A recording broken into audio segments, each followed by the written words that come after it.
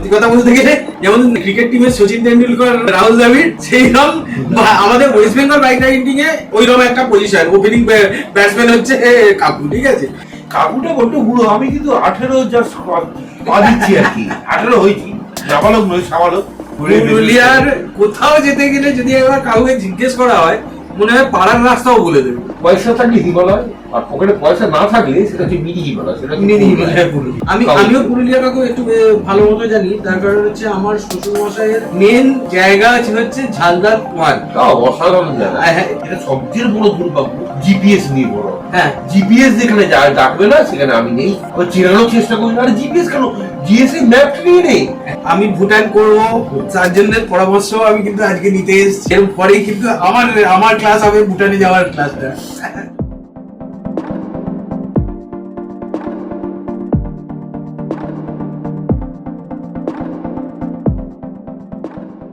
কি বন্ধুরা, কোথায় এসেছি জানেন? জানেন না তো, আজকে জানবেন। একটা ভালো জায়গায় এসেছি। তো আজকে আমি আমার চ্যানেলে যে একটু যা চলবে সেখানে এমন জায়গায় একটা এসেছি, সারপ্রাইজ। ও হয়তো শুনেছেন, স্ক্রু হারানো শঙ্কর, কিছু মনে করবেন না আপনি যেটা বলেন। তো আমি আজকে শঙ্কর কাকুর কাছে এসেছি আমাদের আন্দুলে সিদ্ধেশ্বরী তলায়। কি জন্য সেটা শঙ্কর কাকুর থেকেই জানবেন, আমিও জানবো, সবাই জানবে, ঠিক আছে? তো আবার বলছি, আমি শুরু করার আগে প্রতিবার যেমন একটা মেসেজ দিই, সোশ্যাল মেসেজ, এবারেও দিচ্ছি। আজকে এই বৃষ্টির সময় বাইক সাবধানে চালাবেন, কারণ যখন জোরে বৃষ্টি হয় সেটা আলাদা রাস্তার রূপ, কিন্তু এই যে ছোট ছোট গুঁড়ো বৃষ্টি, তাইতে কিন্তু বাইক প্রচণ্ড স্লিপ করে। আর স্কুটি, বিশেষ করে স্কুটি, কারণ তাদের চাকাটা তো ছোট হয়, হরকানের চান্সটা বেশি থাকে। তো সাবধানে চালাবেন। এবার শুরু করি, আমার একটু চা চলবে, তাইতে আজকে শঙ্কর কাকু। শঙ্কর কাকু, আপনি আমাদের আজকে ডেকেছেন, অসংখ্য ধন্যবাদ। তো না, ধন্যবাদের কোনো ব্যাপার নেই। তোরা ভাইরা, এরকম প্রচুর ভাই আমার বাড়িতে প্রায় আসে, এটা কোনো ব্যাপার নয়, এটা নিজের বাড়ি মনে কর। তো নিজের বাড়ি মনে করেই তো এসেছি। তো কাকু, আমি একটু শুরু থেকে বলি যে একটু তোমার সম্পর্কে যদি আমাদের ভিউয়ার্সদের কিছু বলো, যে তুমি কে, তুমি কোথায়, কিভাবে কি আস্তে আস্তে এই জায়গায় গেছো। বলছি, তার আগে বলে দিই দর্শক বন্ধুদের, কাকুটা বড্ড বুড়ো, আমি কিন্তু 18 জাস্ট পা দিচ্ছি আর কি, 18 হয়েছি, নাবালক নয়, সাবালক। মানে 18-19-এর মধ্যে ঘোরাফেরা করছি আর কি। কাকুটার থেকে দাদা হয়ে যাওয়ারই ভালো। যাই হোক, ব্যাপারটা হচ্ছে মূলত আমাকে এখন এই মুহূর্তে যারা চেনে তারা বাইক রাইডার হিসেবে, অবশ্যই বাইক রাইডার আমি নই। এর একটা ইতিহাস আছে, ইতিহাসটা এরকম। আমি মূলত মাউন্টেনিং ভালোবাসতাম, রক ক্লাইম্বিং, মাউন্টেনিং এক্সপিডিশন, এইটা থেকে আমার জীবনযাত্রা শুরু। খুব ছোট বয়স থেকে এইটা নিয়ে আমার হিমালয়ের প্রতি প্রেম, ভালোবাসা, নিবেদিত প্রাণ, এগুলো সব মাউন্টেনিংয়ে দৌড়েছে। এই হিমালয়টাকে খুব কাছ থেকে দেখার সৌভাগ্য হচ্ছে মাউন্টেনিং। আমি মনে করি, আমি বিশ্বাস করি বাইকে সেটা সম্ভব না। আমরা যে রাস্তাগুলো চলে যাচ্ছি তার ভিতরে মানে রত্নভাণ্ডারের সম্পদ লুকিয়ে আছে হিমালয়ে, সেগুলো আমরা মিস করে যাই। বাইকে হয়তো রোডটাকে আমরা খুব ভালো এনজয় করি। অবশ্যই বাইকে এমন কিছু জায়গায় যাওয়া যায় যেটা হয়তো হেঁটে সম্ভব না, সারা জীবনেও শেষ করা যাবে না, এটা বাইকে করা যায়। অবশ্যই আমি কারোর সঙ্গে কাউ কম্পেয়ার করতে চাইছি না, কিন্তু একবারে গভীরে ঢুকতে গেলে আমার মনে হয় মাউন্টেনিংয়ের বিকল্প কিছু নেই। যাই হোক, আস্তে আস্তে মাউন্টেনিং থেকে আমার একটা স্বপ্ন ছিল। বিখ্যাত একদিন পর্বতারোহী ছিলেন ছোটদা, বিদ্যুৎদা তার নাম। তিনি আমার যখন মাউন্টেনিং জীবন শুরু করবো এটা মোটামুটি 85-86 করে গেছি, আমার জন্মের আগে। সেই সময় একটা বই পড়েছিলাম, সর্দার বইটি বললে ভুল বলা হবে। সর্দার সঙ্গে আমার কথাবার্তা হয়েছিল, আলাপ হয়েছিল, তিনি বই লিখবে সেই সময়, বা লিখে ফেলেছিলেন, আমার এই মুহূর্তে মনে করতে পারছি না। ট্রান্স হিমালয়, তিনি পৃথিবীর একমাত্র ভদ্রলোক যিনি প্রথম পুরো হিমালয়টাকে হেঁটে ক্রস করেছিলেন। 6 মাস 3 বা 6 দিন এরকম টাইমটা, এই দুটো টাইমটা পুরো পর্বতমালাটা উনি কার্গিল থেকে স্টার্ট করেছিলেন, একবার অরুণাচলে গিয়ে শেষ করেছেন। পরবর্তী ক্ষেত্রে বাচেন্দ্রী পাল করেছিল। তখনই ইচ্ছে ছিল আমি হেঁটে করব, কিন্তু মূলত দুটো কারণে হয়নি। প্রথম কারণ হচ্ছে অর্থনৈতিক কারণ, একটা অর্থনৈতিক সাপোর্ট, বিরাট সাপোর্ট, যেটা আমার একদমই ছিল না। তৃতীয় কারণ একটা সময়, আমি যে জায়গায় চাকরি করতাম অত সময় আমার খুঁজে দেখা চাকরিতে চলে যাবে। আচ্ছা কাকু, আপনি কোথায় চাকরি করতে থাকেন? চাকরি করি এখনো করি। এখন করুন। আমি ওই ওয়াটার সাপ্লাই ডিপার্টমেন্টে আছি। আচ্ছা। ওয়াটার আচ্ছা আচ্ছা আচ্ছা। এইবার ওইখান থেকেই স্বপ্নটা শুরু হয়েছে। তারপরে বাচেন্দ্রী পাল, যিনি first lady woman two times, ওর মধ্যে একবার উইদাউট অক্সিজেন আছে, ওনার সঙ্গে আলাপ হয় আমার মাউন্টেন ইনস্টিটিউটে, নেহরু ইনস্টিটিউট অফ মাউন্টেন, উত্তর কাছে। আমি যখন অ্যাডভান্স এবং সার্চ অ্যান্ড রেস্কিউ ট্রেনিংগুলো চলছে আমাদের, সেই সময় ওনার সঙ্গে আলাপ হয়। উনি তখনই আমাকে প্রপোজালটা দিয়েছিলেন, আমরা এরকম করতে যাচ্ছি। আমি বলেছিলাম আমারও একটা স্বপ্ন, উনি বলেছিলেন করো না, কোনো অসুবিধা নেই। উনি একটা জায়গায় শেষ করেছিলেন, সেটা হচ্ছে পাংশু পাস বা পাশাংশু পাস, এটা নিয়ে বিতর্ক আছে। কেউ কেউ বলে পাংশু পাস, ওখানকার লোকেরা বলে পাশাংশু পাস। যাই হোক, এটা নিয়ে আমার সঙ্গে বিভিন্ন লোকের মতামত হচ্ছে। হতেই পারে, এক একটা যাই হোক।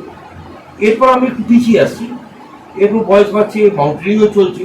হঠাৎ একটা দিন আমার বইয়ের অনুপ্রেরণা, সবই বইয়ের জন্যে একটা বাইক কিনি। সেই গল্পটা বিরাট বিশাল হয়ে যাবে, সেই দিকে যাচ্ছে না কেন, বাইকটা কীভাবে কিনলাম না করলে হয়ে যায়। বাইকটা কেনার পর আমাকে দুনিয়া বন্ধু বান্ধব বললো এইটা তো পাড়ার বাজার করার বাইক, কারণ আমার বাইকটা হচ্ছে হিরো 100 সিসি, হিরো আইস বলছি তুই পুলে হামেশাই যাস, পুলে এত ভালো হচ্ছে, পুলে যেতে পারবে না, পুলে গিয়ে গোদ খেয়ে পড়ে যাবে আর ফিরে আসা যাবে না। তখন থেকে আমার জিদ দিতে আমি 100 সিসি বাইকে করা যাবে না, কেন করা যাবে না? তার আগে বাইক সম্বন্ধে আমি কিচ্ছু জানতাম না, নো নাথিং, জীবনে কোনোদিন কোনো বাইক চালাইনি। এই বাইকটা কিনে আমার বাইক চালানো শেখা। 100 সিসি আইসমার্ট মানে তো খুব বেশি, 97 পয়েন্ট সামথিং সিসি। এটা না, আইসমার্টও তো খুব বেশি পুরনো নয়। না না, এটা 15 সালের বেবি, 15 সালেই কেনা আমার। আচ্ছা, তখন থেকে বাইক চালানো শেখা, 15 সালে প্রথম বাইক চালানো শেখা। বাইক চালানো শেখা, কোনটা ক্লাচ, কোনটা গিয়ার, কোনটা ব্রেক, এগুলো কিছু জানতাম না, ও নাথিং, কিছু কোনো আইডিয়া ছিল না। বাইক চালানো শিখলাম, শিখে আমার প্রথমে মনে হলো পুরো পশ্চিমবঙ্গকে দেখা যায়। পশ্চিমবঙ্গের প্রতিটা জেলা ঘুরবো, দেখুন আমার প্রিয় জেলা পুরুলিয়া, এটা সবাই জানে, আমি জানি। পুরুলিয়ার কোথাও যেতে গেলে যদি একবার কাউকে জিজ্ঞেস করা হয়, মনে হয় পাড়ার রাস্তাও বলে দেবে। আসল ব্যাপারটা হচ্ছে, আমি যেটা এখন বলি, পয়সা থাকলে হিমালয়, আর পকেটে পয়সা না থাকলে সেটা হচ্ছে মিনি হিমালয়, সেটা মিনি হিমালয় পুরুলিয়া। আমি আজও বিশ্বাস করি হিমালয় যা যা সম্পদ আছে সবটা মিনিয়েচার ফর্মে পুরুলিয়াতে আছে, এত জেলাতে সবটা পাওয়া যাবে। হ্যাঁ, খুঁজে নেবার মতো মানসিকতা এবং দৃষ্টিভঙ্গি থাকা দরকার। তর্ক করার জন্য বলছি না। হ্যাঁ, এটা বলবে বরফ পেয়েছে না, পুলে বরফ নেই, কিন্তু আজ থেকে প্রায় 8-9 বছর আগে বেগুনকোদরে 26 ডিসেম্বর, 8 বছর আগে কথা বলছি, টেম্পারেচার এমনই ছিল সিসিটা বরফ হয়ে গেছে। এটা কাগজেও বেরিয়েছে। এবং সবচেয়ে বড় কথা হচ্ছে এবছরেই কথা বলছি, এবছরে যদূর সম্ভব 5 জানুয়ারি কার্শিয়াঙ্গের টেম্পারেচার ছিল 4, আমাদের পুরুলিয়ার বান্ধবানের টেম্পারেচার ছিল 3। এটাও কাগজে এসেছিল। আমিও পুরুলিয়া কাকু একটু ভালো মতো জানি, তার কারণ হচ্ছে আমার শ্বশুর মশাইয়ের মেন জায়গা হচ্ছে ঝালদার 1, অসাধারণ জায়গা, ঠিক আছে, এবং কালীপাহাড়, ঝালদার কালীপাহাড়ের পাশেই ওনার জায়গা ছিল। আমরা গিয়ে ওখানে থাকতাম, ওখান থেকে তুলিন করে মানে বাইকেই ঝাড়খণ্ডে। তখন কি হচ্ছে, তখন এখানে তেলের দাম বেশি, ঝাড়খণ্ডে কম, তুলিন 1 কিলোমিটার, আমরা গিয়ে তুলিন থেকে তেল তুলে নিয়ে চলে আসতাম, মানে ঝাড়খণ্ড থেকে সুবর্ণরেখা ক্রস করে। অসাধারণ জায়গা। আমি ওই জন্য হয়তো সবাই যারা যায়নি তারা বলবে পুরুলিয়া, আমার তো পুরুলিয়া সম্পর্কে ঝালদা তো সেই অর্থে ঝালদা সেক্টর, তোর বান্দোয়ান দুয়ারচি, এগুলো আনএক্সপ্লোরড, আমি ঢুকিনি, আমি এত কিছু আমি ওখানে গেছি, বাঘমুন্ডি দিয়ে ভেতর দিয়ে বান্দরে ওই রাস্তাতে, ওগুলো আমি তখন আমার রাইডার আমি ছিলাম না, তখন আমি আমার শ্বশুর মশাইয়ের সাথে, তার একটা স্কুটি ছিল, তাইতে করে ঘুরতাম, অভ্যেস পছন্দ। তার মানে আমিও বাইক চালাতে জানতাম না, আমি স্কুটি থেকে শুরু করি, আমি পরে আস্তে আস্তে আর বাইকে আসি। তো তারপর কি হলো, তারপর আমি টার্গেট দিলাম সান্দাকপু যাবো ওই বাইকে। কিন্তু দুর্ভাগ্য আমাকে মানে বন্ধুরা আটকে দিল, ঠিক তার 5 দিন আগে থাকতে সান্দাকফু ক্লোজ করে দেওয়া হয়েছে। আমি পুরো চারদিকটা ঘুরলাম, ঘুরে এদিক ওদিক করে বাড়ি ফিরে এলাম। তখনই টার্গেট এলো তাহলে সান্দাকফু যখন বন্ধ হয়েছে, মানে আমাদের ভারতের দিক দিয়ে বন্ধ পুরো, তাহলে একটা অন্য কিছু বড় প্ল্যান পাওয়া যায়, লাদাখ গেলাম এবং সেটা 16। আমাকে দুনিয়ার লোক শুধু লাদাখ ওরমভাবে যেও না, কেননা হচ্ছে লাদাখের মতো স্টেট। আমি এটা 19 সালের কথা বলছি, তখন রাস্তাঘাট আজকের মতো রাস্তাঘাট হয়নি, বিশেষ করে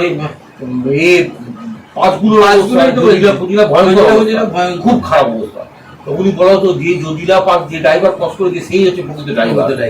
বলা হতো, হ্যাঁ বুঝেছিলাম কি কান্না পাই দিয়েছিল একদম, এমন অবস্থা। লোকে বলে ভয়ঙ্কর অবস্থা, জল এসে গেল আর পুরো বোল্ডারে ভর্তি, ট্রাক দাঁড়িয়ে আছে, ট্রাকগুলো মাঝে মাঝে পিছিয়ে চলে আসছে, কেউ উল্টে যাচ্ছে, অ্যাক্সিডেন্টে ছড়াছড়ি একবারে। আমি মানালি দিয়ে গেছিলাম, শ্রীনগর দিয়ে ফিরেছিলাম। যাই হোক, এই রুটটা করার পর আমাকে ইন্সপায়ার করে দিল খুব। আর তার আগে অবশ্য আমি লাদাখ গিয়েছি অনেকবার, আমি মাউন্টেন এক্সপিডিশনে গেছি, পরপর এক্সপিডিশন হয়েছে। লাদাখ সম্বন্ধে সম্মুখ একটা ধারণা ছিল আর কি, কিন্তু একবারে যেহেতু আমরা পুরো রোডটা কভার করে নিই, এই রোডটা নতুন করে আবিষ্কার করলাম আর কি, খুব ভালো লাগলো। এই লাদাখ করার পর থেকেই লোকে আমাকে চিল্লা করা যায়, এবং সেটা 100 সিসিতে করা যায় লাদাখ। এতদিন যা দেখে এসেছিলাম সবাই বড় বড় গাড়ি, তার মধ্যে একজন আছে আমার কাছে অনুপ্রেরণা, আজকে বলে আজকে এটা তার স্বীকার কথা উচিত আমার, সুজয়। সুজয় হচ্ছে আমার সঙ্গে একসঙ্গে মাউন্টেনিং করি, সুজয় ট্রান্স হিমালয় করেছিল এবং লাদাখ তো করেইছি অনেকবারও। ও ওখানে ট্যুর গাইডেরও কাজ করছে, মানে বাইক রাইডেরও কাজ করছে, একজন মাউন্টেনিয়ার শুধু নয়, বাইকার একবারে। ও রিয়েলি অনেক নতুন নতুন ট্রেন আবিষ্কার করে নেই, অনেক চেঞ্জ করে আবিষ্কার করে রিয়েলি। যাই হোক, ও আমাকে অনুপ্রেরণা দিয়েছে। তারপর আমি তো বেরিয়ে গেলাম, লাদাখ থেকে ফিরলাম। ফেরার পর বিভিন্ন রুট করেছি, গঙ্গা পরিক্রমা, অরুণাচল, এরকম বিভিন্ন জায়গায় তো আমি চাই। এই করতে করতে আমার হঠাৎ এই স্বপ্নটা এই দিকে এলো যে যদি পুরো হিমালয়টাকে কভার করা যায়, এবং সেটা একা। কাকিমা নয়, কারণ হচ্ছে প্রথমত হচ্ছে যেহেতু আমার 100 সিসি গাড়ি, আমার প্রচুর লাগেজ লাগে, তারপর ওটা টানতে পারবে না, এটা আমার খুব টেকনিক্যালি প্রবলেম। কারণ ওর যদি বয়সটা একটু কম হতো, আমি বলতাম চলো ওকে নিয়ে যেতাম, তো ওকে হাঁটতে হবে আমি সেটা ওর পক্ষে সম্ভব না। সবচেয়ে বড় হচ্ছে বিরাট টাইম স্প্যান, ওর ছুটি পাবে না, ওর যে স্কুলের যাই হোক, প্ল্যান করলাম, প্ল্যান নিয়ে প্ল্যাটফর্ম নিয়ে বসলাম, বিভিন্ন মানুষের সাহায্যও পেলাম রুট সম্বন্ধে। আর এইটা অর্গানাইজ করলো হচ্ছে আমার club Santragachi Sainyasathi mountain club, আর পাওয়ার্ড বাই হচ্ছে আরসিবি পাওয়ার করলো। ওরা সবাই প্রচুর হেল্প করেছে আমাকে সমস্ত দিক দিয়ে। স্টার্ট করার আগে যেটা হলো সেটা হচ্ছে আমারই এক বন্ধু, স্কুল মেট সন্দীপ মুখার্জি বলে, ও বললো শঙ্কর আমিও তোর সঙ্গে যাবো। আচ্ছা, আমি যাবো। আমি বললাম ব্যাপারটা হচ্ছে আমি প্রথমত হচ্ছে আমার এটা সোলো রাইড, তুই আমার সঙ্গে যেতে পারিস, 2-3টে শর্ত আছে। ব্যাপারটা হচ্ছে আমি যে ডিসিশন নেবো সেটা তোমাকে মানতে হবে। এক নম্বর, প্রথম শর্ত, আমার 50 কিলোমিটার দিয়ে ভালো লাগবে ওই জায়গায় আমি থেকে যাবো। এই নিয়মগুলো সব কটা মানতে হবে, না হলে কিন্তু তুই আমার সঙ্গে আসবি বেকার বোগাস হয়ে যাবে, ব্যাপার তুই বোর হয়ে যাবে। আমার যেখানে ভালো লাগবে সেখানে যাবো। আর কোনো টাইম বাউন্ডেশন নেই, আমাকে একদিনে 500 কিলোমিটার, 800 কিলোমিটার, 1000 কিলোমিটার কভার করতে হবে, এরকম কোনো টাইম বাউন্ডেশন নেই। আমার যেখানে ভালো লাগবে সেখানে। ও হরতমূল রাজি হলো, ও আমার সঙ্গে সাজ পাস চা এসে গেছে।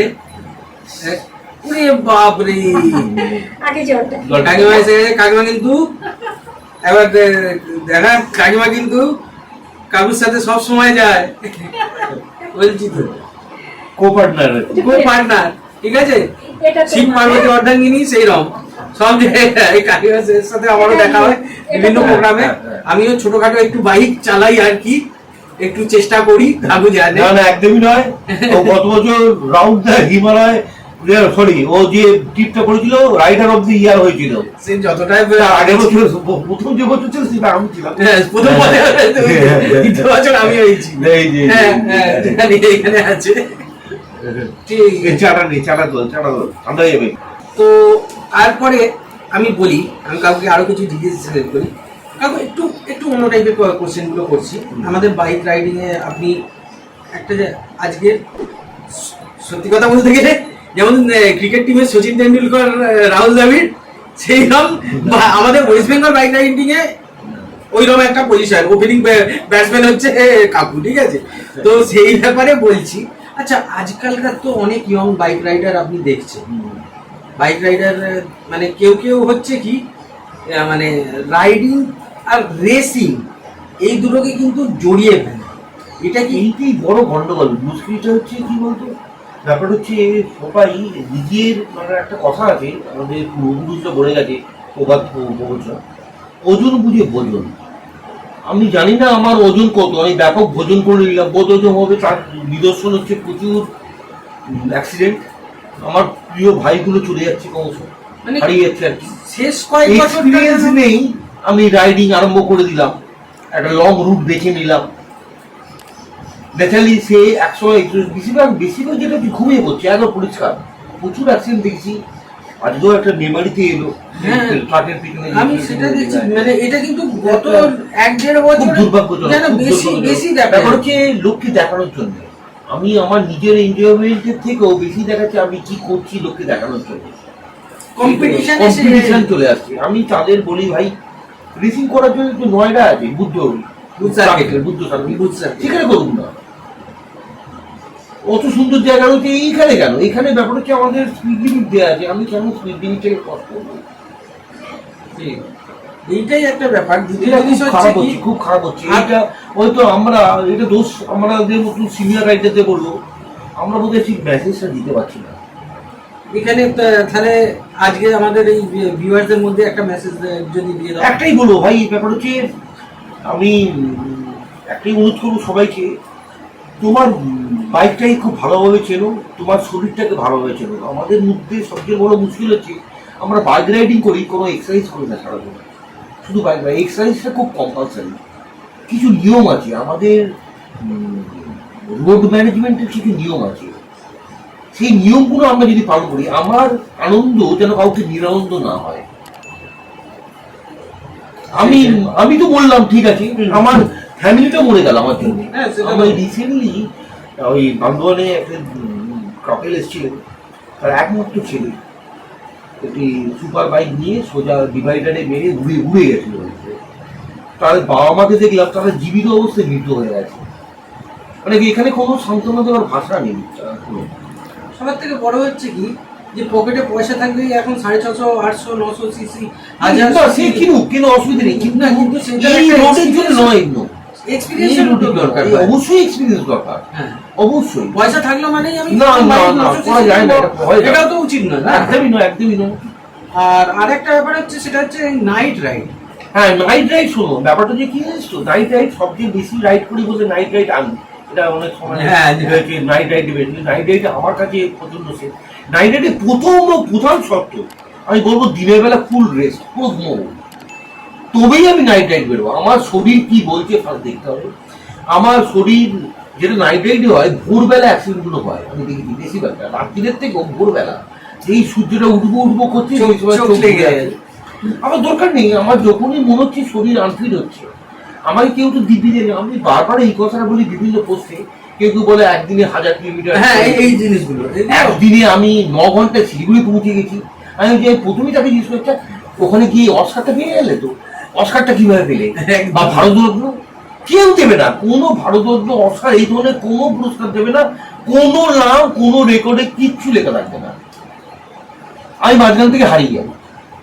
যদি আমি বলি দীর্ঘদিন যদি রাইড করতে চাও, স্লো রাইড করো। আর সবচেয়ে বড় স্লো রাইডের মজাটা মনে থাকে, আমি তো প্রচুর কন্ট্যাক্ট করতে যাচ্ছি প্রকৃতির সঙ্গে, বিভিন্ন মানুষের সঙ্গে। একটা জায়গায় দাঁড়ালাম, একটা চায়ের দোকান দাঁড়ালাম, আমার 8-10টা মানুষের সঙ্গে দেখা হলো।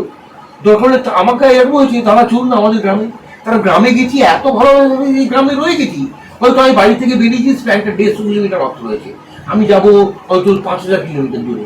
আমি সেখানে তাদের ভালোবাসা আপ্লুত হয়ে গেছি। তারা আমার সঙ্গে আজও কন্ট্যাক্ট করে, তাদের সঙ্গে আত্মীয় সম্পর্ক হয়ে গেছে। আমার এরকম এই কন্ট্যাক্টগুলো আমরা লস করি। আমি এরকম হয়েছিল, আমি গেছিলাম পুরুলিয়াতে। পুরুলিয়া তো তোমার অবভিয়াসলি হাতের তেল। তো ওখানে আমি পুনিয়া শাসন বলে একটা জায়গা হ্যাঁ, গেছি। পুনিয়া শাসন, হ্যাঁ, পুনিয়া শাসন। ওখানে গিয়ে থেকে গেছিলাম আমি অনেক। হ্যাঁ, যে সেই যে ছৌ নাচের কাজগুলো ওখানে কাজগুলো, দেখলাম খুব হ্যাঁ। সুন্দর। হ্যাঁ হ্যাঁ, বিভিন্ন বাড়িতে বাড়িতে হয়। তো আমি একটু পুরুলিয়া নিয়েই প্রশ্ন করি। হুম। তো পুরুলিয়ায় সবাই এখন অযোধ্যা পাহাড় যায়, ঠিক আছে। আমার পুরুলিয়ায় আমি চাই এমন কিছু খোঁজ দেওয়া যাতে নতুন রাইডাররা সেই সব জায়গাতেও যেতে এখন পারে। মুশকিল হচ্ছে সবাই আমি এরকম ফেসবুকে হামেশাই পোস্ট আসছি, পুরুলিয়া যাবো কোথায় থাকবো। পুরুলিয়া মানে অযোধ্যা পাহাড় নয়, মানুষ হচ্ছে পাহাড় না, অযোধ্যা পাহাড় আর পুরুলিয়ায়। একটা সার্কিট, পুরীর সার্কিটটা আরম্ভ করা যায়, ঝালদা সার্কিট, অযোধ্যা একটা সার্কিট, বহরমপুর একটা সার্কিট, টিলামুনি একটা সার্কিট, তারপরে ডুয়ারসিং একটা সার্কিট, বান্দোয়ান একটা সার্কিট, এদিকে গড় পঞ্চকোট একটা সার্কিট। এবার মনে কর গড় পঞ্চকোটের একটা ছোট্ট উদাহরণ দিচ্ছি, গড় পঞ্চকোট বরন্তি লোকের যাওয়া শেষ, আর কি আছে জানেন, ইন্দি মিডিল আছে বেরো, কেউ জানি না, বেরো রাজবাড়ি আছে, বেরো পাহাড় আছে, কিলাইচন্ডী মন্দির আছে, এটা অসাধারণ ব্যাপার। বেরো বেরো এন্টার বেরোটাকে ঘুরতে পারলে একটা অনাবিল সৌন্দর্য আছে, এগুলো কেউ জানে না।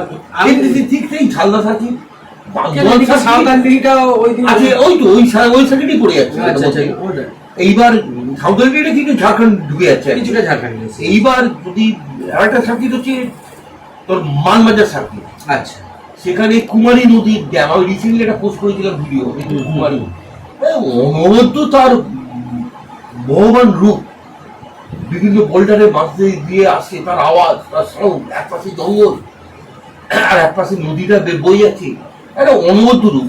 তেমনি ডুয়ারসিং এন্টার জঙ্গল, যেটা আন্টার জঙ্গল, যেখানে যমুনা জিনা ঘুরে বেড়াচ্ছিল। রিসেন্টলি আমার ব্লগ বেরিয়েছে, হ্যাঁ, এবং সেটা এখনো আছে। কারণ হচ্ছে ওখানকার লোকেরা, আমি তো 4 দিন আগে ফিরলাম, ওখানে লোকেরা আজও বলছি, আগেও পেয়েছি আমরা, বলছে পাড়া সমস্ত কুকুর আর নেই, একটা কুকুর নেই, ছোট ছোট বাছুর ছাগল হাবিস হয়ে যাচ্ছে। মানে এখনো আন্টার জঙ্গল, এই জঙ্গলগুলো কেউ এক্সপ্লোর করে না। আর লোকে আর একটা ফালতু ধারণা, পুরো গরম, প্রচন্ড গরম, তার গরম মানে এখান থেকে গরম কম, পুরো ওয়েদার সম্বন্ধে জানেই না। আমি বান্দরবানের কথা বলছি, এই 4 দিন আগে রাত্রিবেলা আমি চাদর গায়ে দিয়ে শুয়েছি, ঠান্ডা লাগছে, ফ্যান অফ করে।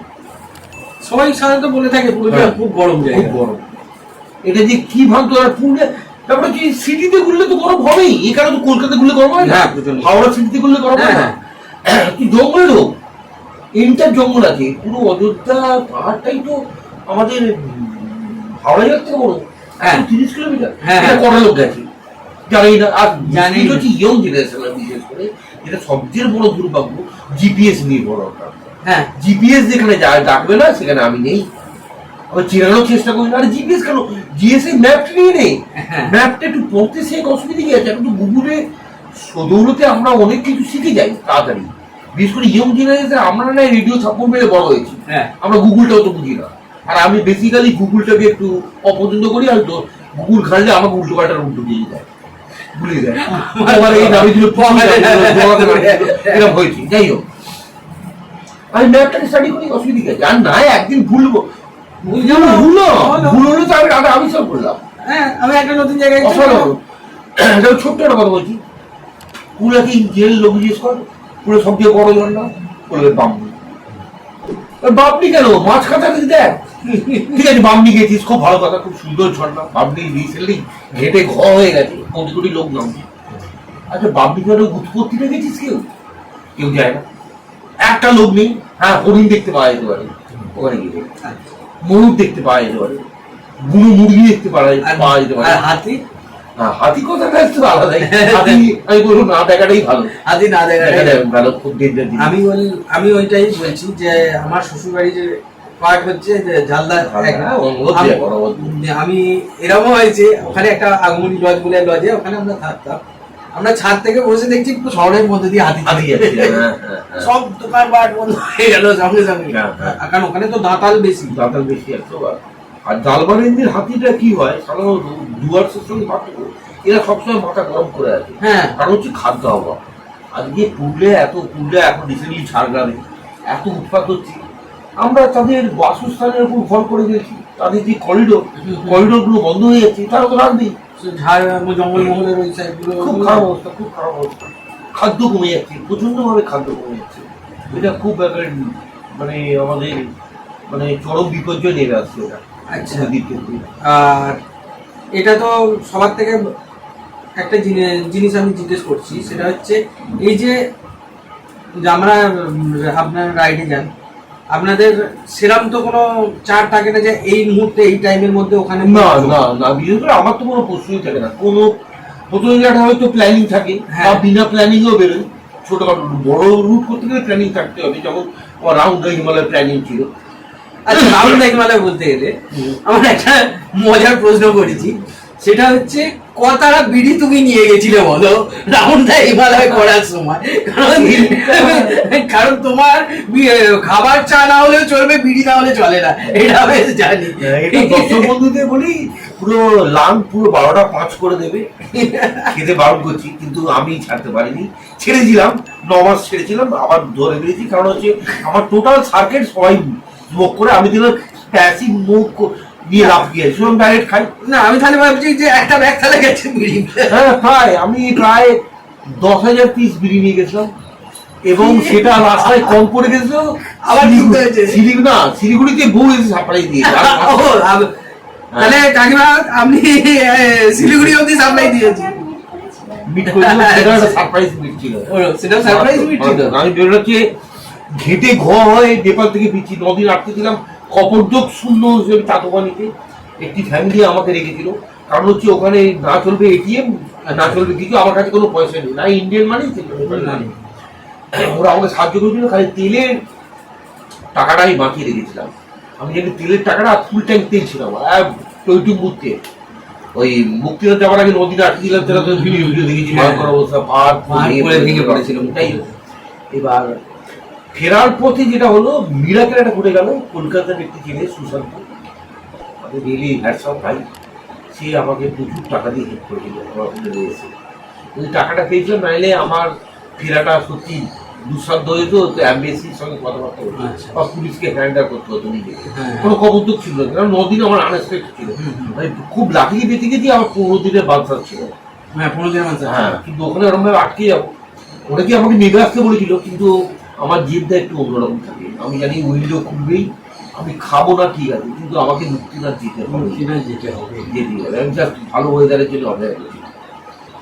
এবার ওই ফেরার পথে আমি যখন ইন্ডিয়ায় পৌঁছ করলাম, ঢুকলাম কাপড় বিটা দিয়ে, তখন ওকে ফোন করলাম যে আমি ইন্ডিয়া ঢুকলাম, এখন 4 দিন কোনো গল্প নয়, একবার আর কত না আমি রেস্ট করবো। আমার অবস্থা খুব খারাপ, শারীরিক অবস্থা, বাইকের অবস্থাও খুব খারাপ। আমি বাইকে একদিন পুরো সারাদিন রেস্ট নেবো, পরের দিন বাইকের জন্য সারাদিন দেবো, তারপরের দিন 2 দিন ঘুমোবো। বলো ঠিক আছে, কোনো ব্যাপার নয়। ইন্ডিভিজুয়াল প্রচুর রাইডার, ওখানকার রাইডার জলপাইগুড়ি, আলিপুরদুয়ার সবাই দেখা করতে আসবে। আমি বললাম ভাই একটা কাজ করি, আজকে দেখা করে দিন, আজকে ঘুমোতে দেওয়া হবে। তোমাকে কেউ ছাড়ে না, কেউ ফেললে তোমাকে ছাড়বে না। ওরা বললো দাদা তুমি এখন তো ঘুমোবে, তুই উঠবে কখন? আমি রাত্রি 9:30টার সময় উঠে খাওয়া দাওয়া কিনবো, কিনেছো পুরো 9:30 পর আসবো। কি মুশকিল, ঠিক আছে। ওই দিনটা গেল। পরের দিন ও আমাকে ফোন করলো, না আমি ওকে ফোন করলাম। আমি ফোন করে দিলাম, ট্রেনের আওয়াজ পাওয়া যাচ্ছে, ট্রেনের আওয়াজ গল্পের আওয়াজ। কেউ কোথায় যাচ্ছে? বললো তুমি মেয়ে, আমার ভালো লাগে না, আমি বাপের বাড়ি চলে যাচ্ছি। হ্যাঁ, খুব ভালো, কারণ আমার ফিরতে এখনো মাস 1.5 লাগবে, মাস 1.5 লাগবেই। কিছু করার নেই। কাকু শ্বশুর বাড়ি কত দূর? আমার শ্বশুর বাড়ি শিমুরালি, নদিয়া, চাকদার আগে কল্যাণী পর মদনপুর, তারপর শিমুরালি। দার্জিলিং যাওয়ার পথে শ্বশুর বাড়ি, দার্জিলিং রাস্তায় পড়ে যায় ওই রোডে। হ্যাঁ, তারপর ট্রেনের করলাম। পরের দিনের কথা বলছি এটা। তারপর আমি ক্লান্ত খুব, বাইকটা রিপেয়ারিং করতে নিয়ে যাইনি। একটা ছেলে বললো দাদা ওই নিয়ে চিন্তা করবেন না, ওখানে ছেলে ও সব আমার দায়িত্ব, আমি নিয়ে যাবো, সব ঠিকঠাক করে দেবো, আপনি পুরো ঘুমুন। যাক, চাপটা কমে গেল বলে আমি ফোনটা চান করেছি। যখন একটা বিড়ি চা খেয়েছি, 2 কাপ চা আর 2-3টে বিড়ি পরপর খেয়ে, এবার আমি ফোনটা অফ করে শোবো। বিকেলবেলা ওই 4:30-5টা বাজে, হঠাৎ দেখি ফোন। আমি কি হলো? ওই তুমি কোথায়? আমি বলে এই এবার শোবো, একটু ঘুমিয়ে নি। বলছে না না হেলমেট নিয়ে চলে এসো হিন্দি এনজিবি স্টেশনে দাঁড়িয়ে আছি। না ও বলছে বলছি স্টেশনে দাঁড়িয়ে আছি, তুমি নিতে এসো। আমি, কোন স্টেশনে? বলছি হিন্দি। না সিরিয়াস বলছি, সিরিয়াস বলছি। আমার ট্রেন ঢুকছে আর 5 মিনিটের মধ্যে আমি এনজিবি স্টেশনে আসছি। যে মহা মুশকিল হয়ে গেল, আমি হেলমেট কোথায় পাবো? ডিপিটি করে যাওয়া হয়েছে বলে একটা হোটেলওয়ালাকে বললাম, বলে হ্যাঁ নিয়ে দেন একটা হেলমেট। আমি আবার সোজা এনজিবি দিয়ে আমি তো দিকে ওয়াক কি তারপর কি ট্রিপ আবার একসাথে? হ্যাঁ তারপর আবার ওখানে ওকে নিয়ে পুরো গাজল ডোবা দার্জিলিং ফার্জিলিং টোটাল দার্জিলিংটা ঘুরলাম। টাইগার টাইগার ফাইগারে একসঙ্গে উঠলাম। সবাই বাইকে। আচ্ছা এই ওই যে ওখানে ছবিটা হ্যাঁ, দেওয়া ওই আছে, যে। ওই যে ওপরে ছবিটা দেওয়া আছে ওই যে। এবার ওখান থেকে ঘুরবার পর ও 3 দিন রইলো, 4 দিন রইলো। আবার স্টেশনে পৌঁছে দিলাম।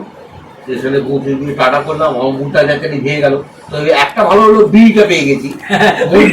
ভেঙে গেলেও বিড়ি আছে, ভিটামিন বি এসে গেছে। এসে গেছে, ফুল অক্সিজেন। এবার পেয়ে গেলাম। ওখান থেকে সোজা চলে গেলাম ভুটান। ভুটান থেকে সিকিম, নর্থ সিকিম, ইস্ট সিকিম হয়ে নেবে আবার ভুটান, ভুটান হয়ে আসাম, আসাম হয়ে ওরা চলে শেষ প্রান্তে এবারে। আমি ভুটান করবো, তার জন্য পরামর্শ আমি কিন্তু আজকে নিতে এসেছি। এর পরেই কিন্তু আমার ক্লাস হবে ভুটানে যাওয়ার ক্লাসটা।